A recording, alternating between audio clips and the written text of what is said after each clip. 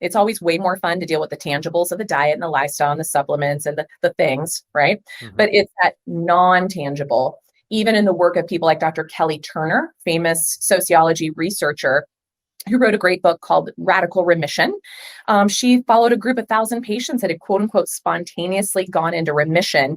And what she did in her studies over a decade is realize it wasn't spontaneous at all. It was very intentional, very thoughtful, and very willful on what they did. And 7 of those 9 factors that influenced whether these patients would have spontaneous or radical remissions had nothing to do with the physical and the tangible.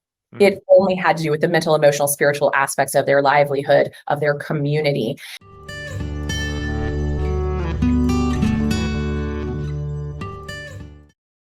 But we have to look at our metabolic health.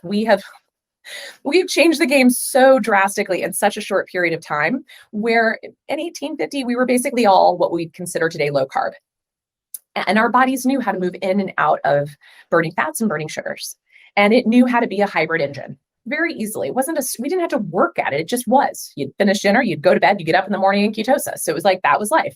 And then you'd get on with your day, and what carbs you ate during carb season, during the big harvest season, you burned off, you used them appropriately.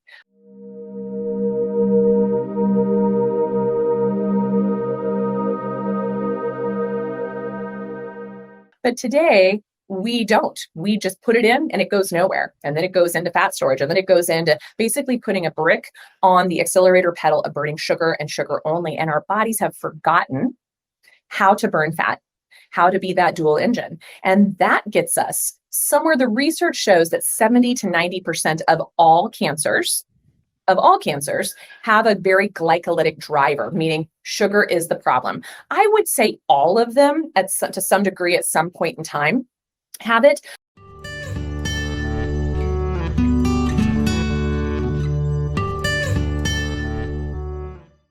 Probably it would be worth it to lower your carb intake and work on your metabolic flexibility to get back into that dual hybrid engine again, no matter your diagnosis, no matter if it's a stage 1 or a stage 4, but also the chronic illnesses that you guys all talk about, the Alzheimer's, the cardiovascular disease, obesity, diabetes, autism, Asperger's, all of these are on the same spectrum of mitochondrial metabolic imbalance and loss of that metabolic flexibility, which, when I talked in that conference, less than 12% of Americans, and likely 12% of anybody in the Western world today, is metabolically flexible.